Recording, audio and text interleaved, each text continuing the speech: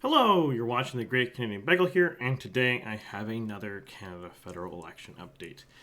Now, I just want to put a caveat in front of this one. Once again, there's a lot of noise and difficulties with the NDP.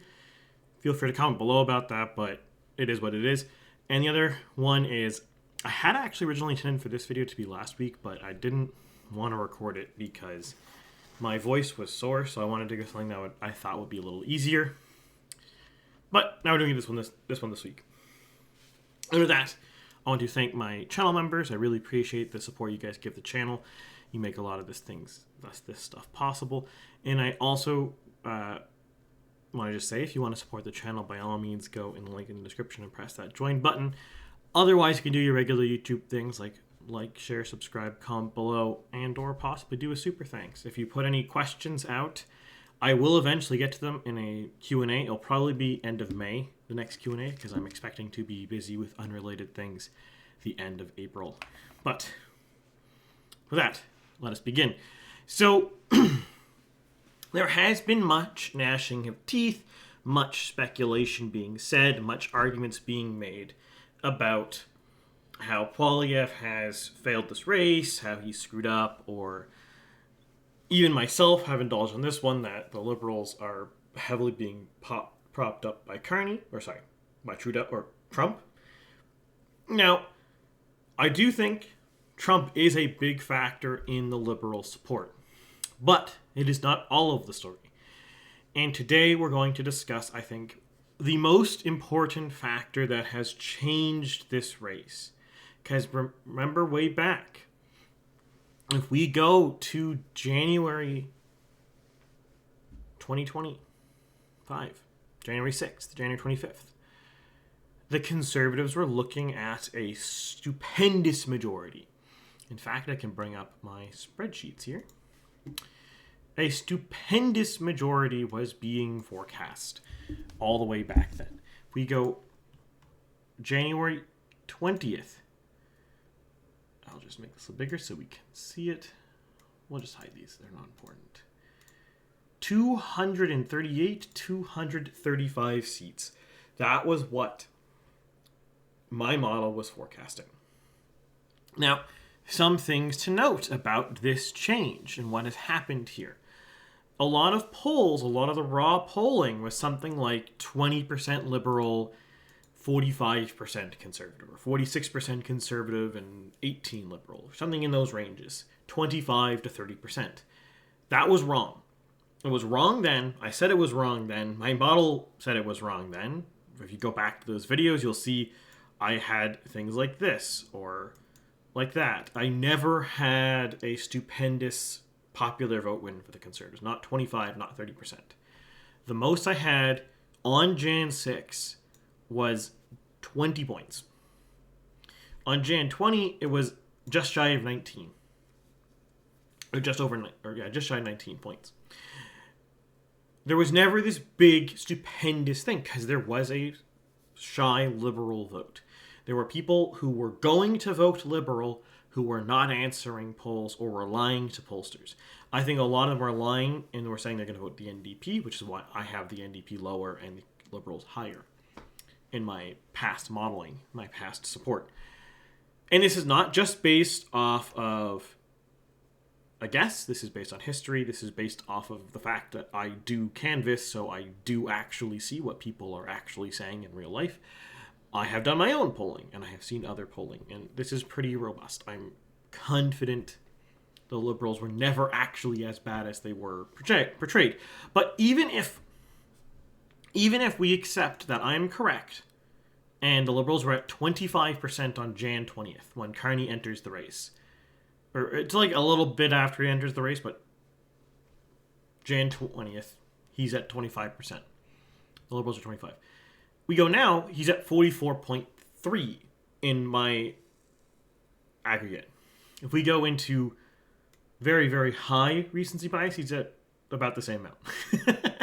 Eventually, because as I get closer to E-Day, my recency bias kicks up. So very high and normal recency bias is almost the same now. But what does this show us? Well, objectively, the Liberals have gained roughly 20 points. since January 20th. And a lot of that has come from other parties. It hasn't come from the Conservatives. I'll just hide a bunch of these so we can see this easier. We don't have to scroll. So this is April 14th, Jan 20th. So what is the big differences? The Liberals are up just shy of 20 points. The NDP's down almost 10.5 points. The Greens have lost about 1.4%. The Bloc's lost quite substantial. It's like 2 point something. I don't want to do the math off my head, but it's like 2.5 maybe. The PPC is down 0.5 point. Other is down 0.5 point. And yes, the Conservatives are down about 4 and a bit. 4.2, if we want to be really, really precise. And that does put the Liberals in this position where they're looking at a roughly 190 seats right now, plus or minus some. A lot of this really coming from the Bloc collapsing in Quebec. Yes, obviously the most part of the seats is coming from Ontario, but like the raw number change is mostly Ontario, but the big difference in the landscape, if so you will, is the change in Quebec. That is a much larger national change, if you will. Like, yes, again, the percent change is larger in Ontario, but that's slightly different. If that makes sense. Anyways, I digress. So, what explains this? What explains why Carney's doing so much better? The common narrative I see people saying is Poilievre screwed up, they didn't fight Trump hard enough, blah, blah, blah, blah, blah. Or equally, you'll have, I think there's a core of it that's true, and that's the best version of all cope, but there is a kind of cope argument coming from the right where it's just Trump. Trump is the only reason why Carney is doing so well. And there is some truth to both of those claims. Like, yes, I think it is objectively true at this point. Trump is helping Carney. How much? I don't know. My original bet back in early February, when this whole stuff started, it was about 2 percentage points. I think it might be closer to 4 percentage points is the Trump effect in the polling aggregate. How that turns out, there's not really a good way to guess that, but that's my estimate. That's my professional opinion. It's about 4 points, 4 percentage points is boosting the Liberals. I don't know where it's coming from. It's not probably from the NDP and Bloc, frankly, but it's about 4 percentage points, I think. Or maybe more the NDP than the Bloc. And yes, I think it's also, you could say objectively, so that Poilievre could have been more aggressive on Trump. Though, by the time it was really clear how strong an opponent Carney was, it was kind of too late to really do anything about that. And I do think people like David Coletto are correct in that in his polling analysis, he's the CEO of Abacus Data, that there really doesn't make much sense for Poilievre to try to really fight on the Trump line at this stage. This was back in like March or whatever, but Carney had just owned the portfolio too strongly, so trying to fight on it mid-election season is just not really plausible. But yeah, you could probably say that Trump, or Poilievre being not strong enough on Trump, because this is not to say he is pro-Trump, he's very clearly not. But he could have been harsher. That is true. And that probably would have done a little bit. Maybe 1, maybe 2%. Maybe would have helped him specifically a lot in Ontario, and that 1 or 2% could have been a lot of seat change. That is the argument from Nick Kuvelis, the CEO of Campaign Research, also known as Doug Ford's pollster. These are all things that are true, or very likely to be true, I should say. And I do want to stress here, I do think the polls are still underestimating the Conservatives in places like the Atlantic. The polls in general are not super great, and this is no fault to any pollster, of capturing deep rural voters. And deep rural is like, you don't even live in a small town. Like, a town of 1,000 is a big place for you, is the deep rural kind of thing. Or, perhaps equally, you might be deep rural if You might live in a town of 1,000 people, but the nearest town of like 10,000 is an hour away, kind of thing. That's kind of like the deep rural life. Like if you are in Nova Scotia parlance, like Shelburne to me is what I would classify as deep rural, because there's no major settlements for quite a while that are much more than 10,000 people. I think the closest would be like Bridgewater. I haven't double checked all the settlements, but that's just a rule of thumb. And I realize I do stuff like this on the channel that I just quote like Nova Scotia trivia off. Like I expect everyone else watching this to know where Shelburne County is. But yeah, maybe you do by this point, because I just quote all this stuff off all the time. But yeah, so to go back to my point here, these two things are factors, and they do carry vote share weight, but I don't think it's the main thing. I don't even think it's the most important thing. If in the world that Trudeau doesn't get forced to resign in January, the budget he doesn't do the bold things with the budget, with the tax holidays, and Freeland doesn't get thrown under the bus and doesn't revolt and all that stuff, so Trudeau's still here. Trudeau's going to do better than he was doing in December with Trump and all that stuff. He might be at 30%. Some polls put the alternatives like Freeland and stuff at 32. So that kind of gives you the range of like the Trudeauite part of the party at this stage. The people who are very closely tied to Trudeau. Carney's running 14 points ahead of that. Now, it could very well be the case that actually Trudeau would be doing much better, but I don't think so. I think we would be looking at something like 30 versus 43 or something like that, or 30 versus 42 kind of thing, if Trudeau was still in charge of the Liberals going into this election. The NDP would be doing awful. For the record, they would still be doing bad. They might be like 12% instead of 7%, though. But the main difference here, the thing that's really changing this race, is Mark Carney. And you should not mistake that. It is Mark Carney.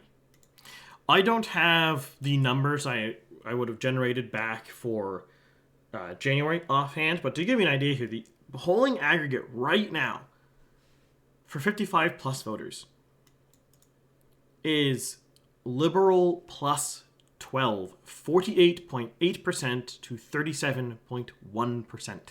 That is what 55 plus voters are doing. Now let's give a contrast.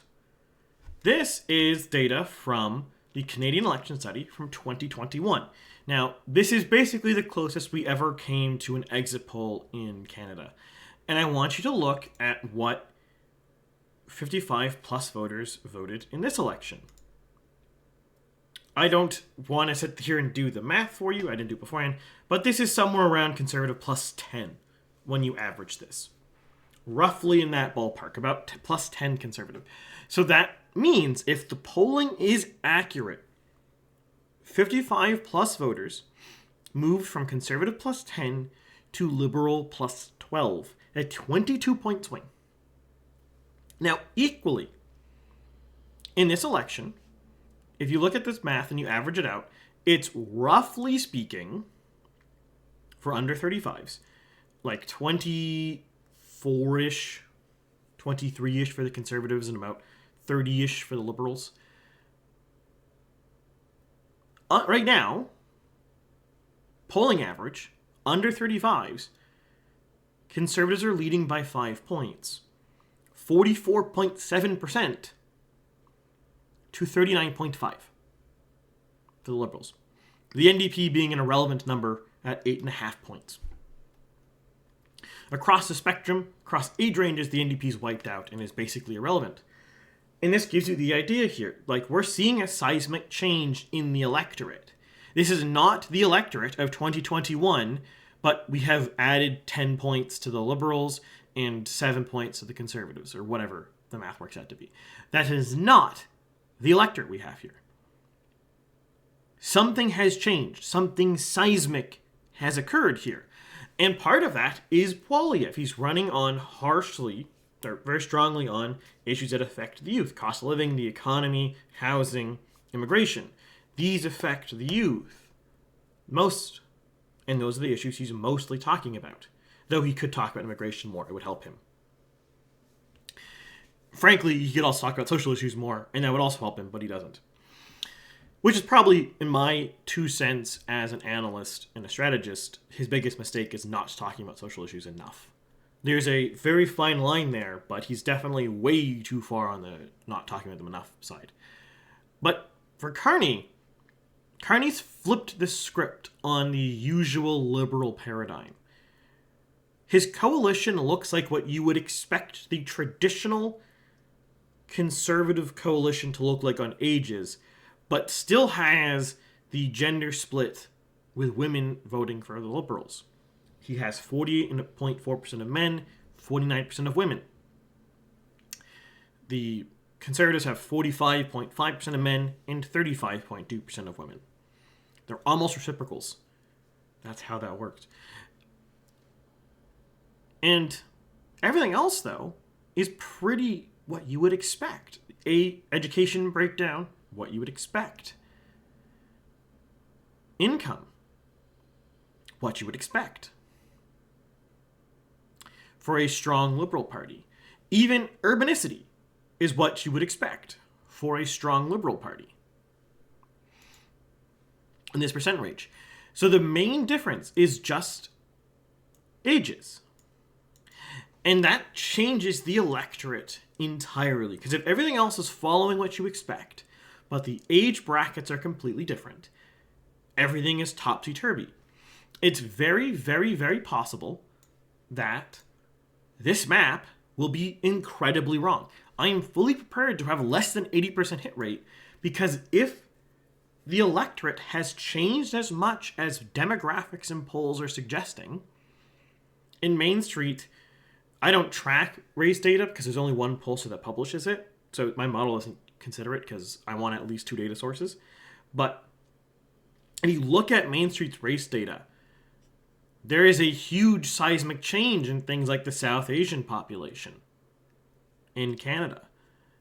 They're dramatically bluer. They're still majority red on average, but they're way less red than they were. That's a big difference. That's a big change. So what is it about this? And also, I will equally say white voters seem to be voting more liberal this time than they did in 2021. So what's changed about this? What is different?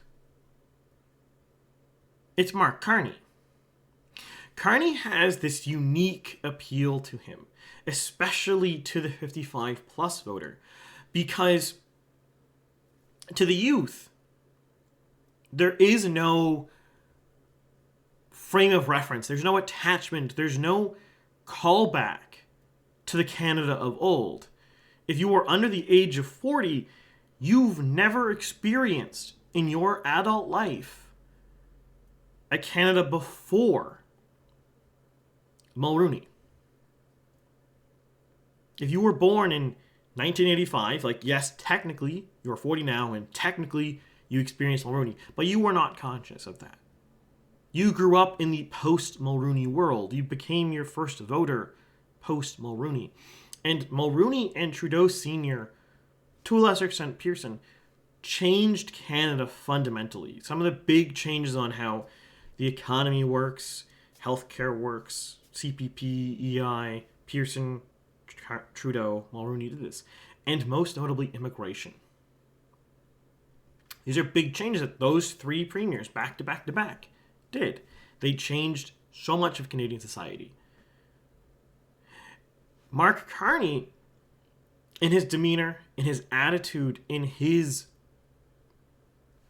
resume, evokes back to a Canada before these major transformations, to a political ruling class and establishment that governed the country before everything changed in the 70s and 80s.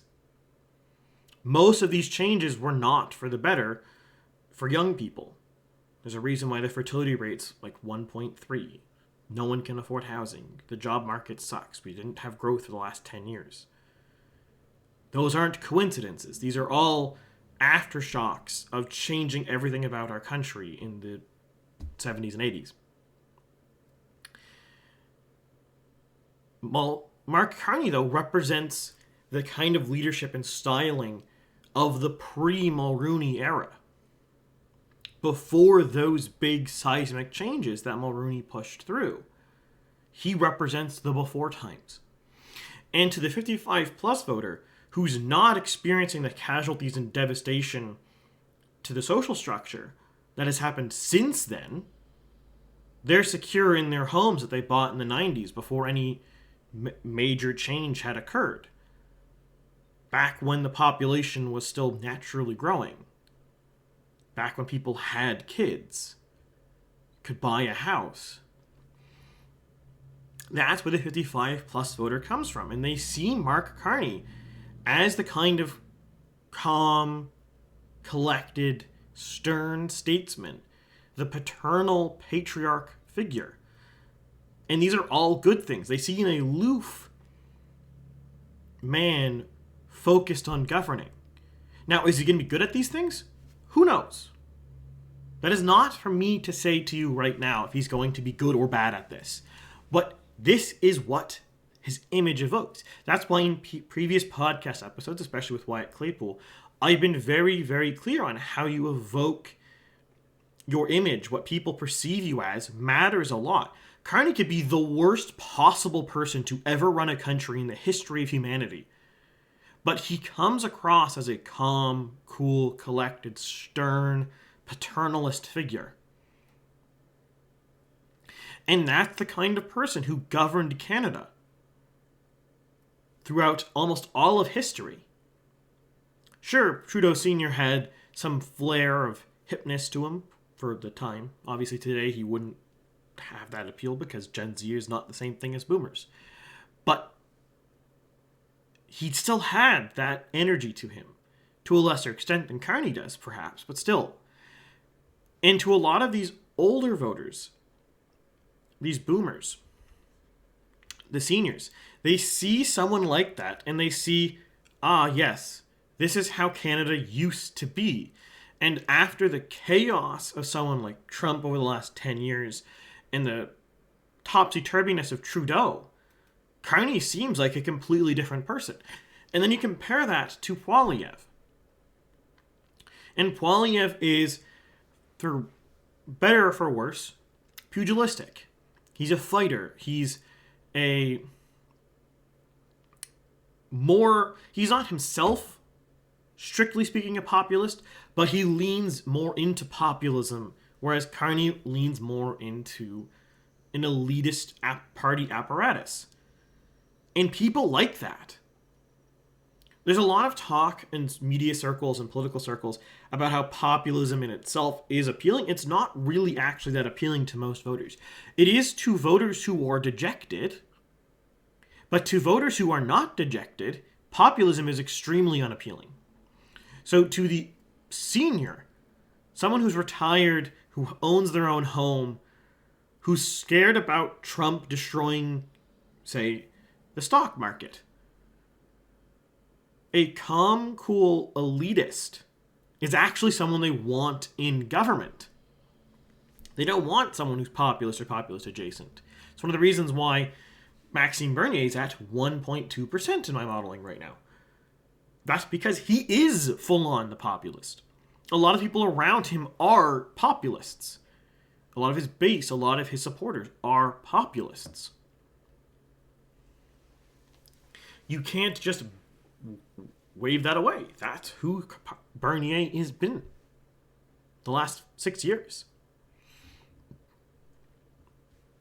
So Mark Carney has this unique appeal that almost no other person in the Liberal Party could do. In fact, in a lot of ways, he is a unicorn. There might be literally no one else in the entirety of the Liberal Party who could evoke the same energy as Carney. Just like how in 2011, there was no one else, 2013, in the Liberal Party who could evoke the same energy as Trudeau. Trudeau Jr., I should say. So just like how Trudeau Jr. was a unicorn candidate when he ran to be Prime Minister, Mark Carney himself is almost a unicorn, but for the opposite reason. Whereas Trudeau was like the perfect person to speak to the insecurities and concerns of millennials in 2015, Mark Carney is the perfect person to speak to the concerns and anxieties of the retiree in 2025. And that is why he's doing where he is. You can spill ink on what Poilievre should or should not have done. And I do not want to say at this time, at the time of recording of the 12th of April, that the election is over. Certainly not over until the debates occur. But in the face of someone who has such a broad appeal, such a visceral appeal, such a core appeal that touches the souls of the voters who want this, who want that style of government, who yearn for the nostalgia of their youth when everything seemed safe, when there wasn't this chaos that we see today. Back in the late 80s and the early 90s, when the Soviet Union was collapsing, the global liberalism was on ascendance, the end of history had occurred. If you were in your 20s when Mulroney was first elected, you're 60 now, and you are the prime Carney voter, because Carney represents the kind of person who governed countries in 1980. And now we're looking at the year 2025, and we have Donald Trump's in the world, and Putin's invading Ukraine. Like, millions of people have died or been injured in that war. China's being belligerent and perhaps one day might invade Taiwan in the near future. Israel's fighting many wars in the Middle East. Syria just had a civil war and reunite and collapse. Civil wars in several different African countries that are quite bloody right now, like Sudan being one of them. The world seems much more dangerous, much more unstable now. And to someone like who grew up in this stable, or relatively comparatively stable, end of history era liberalism, it seems natural for them to want to reach back and try to capture the essence of that era, even though that era is dead and there's nothing you can do to bring it back now. History has advanced. You can never go back. So in a really broad sense, the appeal to Carney, to senior voters in 2025, is actually a very, very reactionary thought.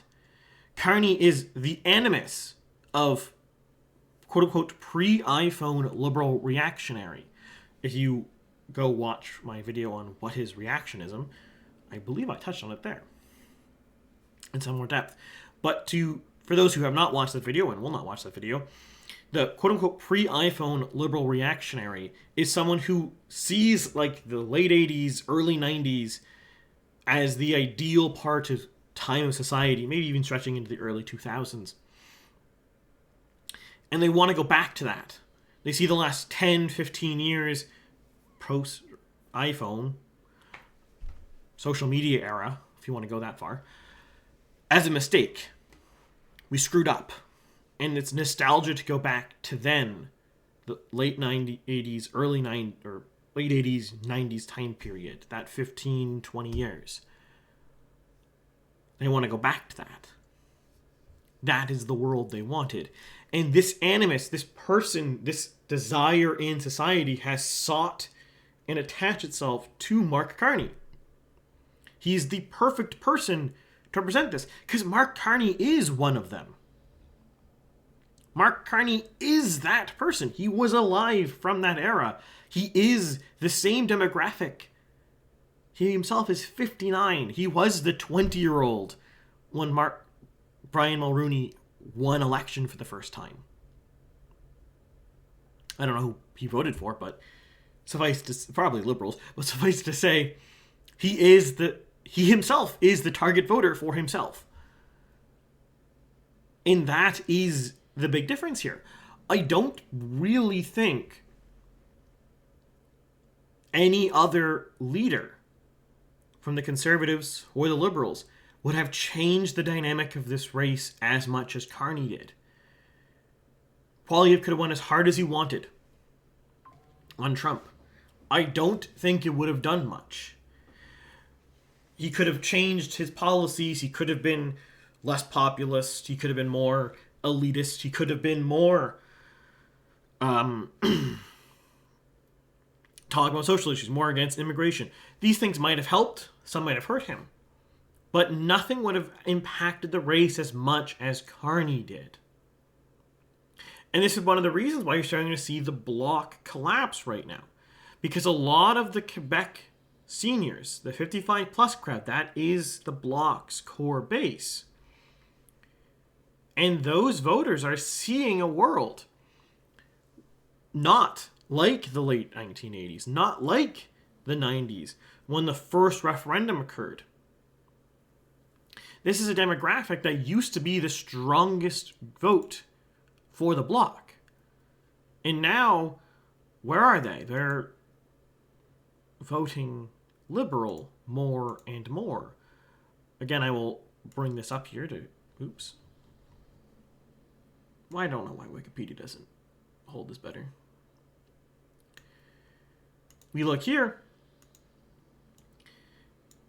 88, 10, 8%. These are some of the strongest groups for the Bloc.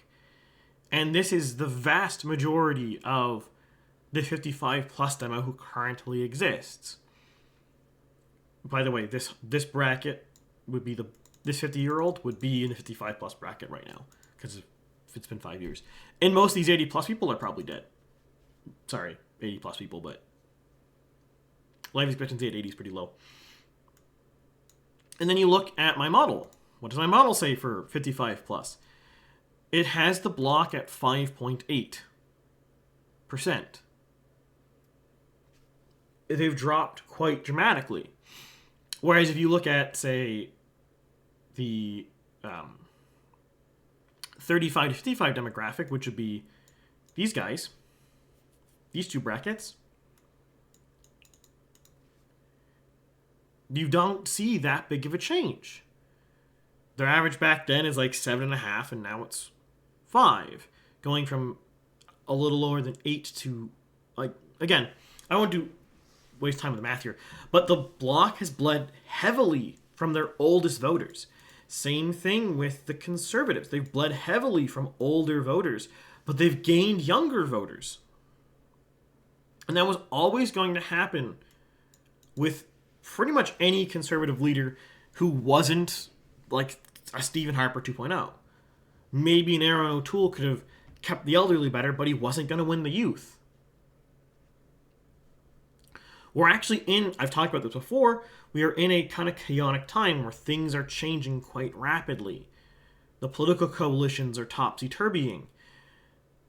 The youth are more ideologically conservative in a lot of ways than the boomers are. And it's only going to get more extreme. Because for the youth, they see a Canada, they see a country where everything has gone wrong. And Canada itself is to blame. Canada's government's decisions are to blame.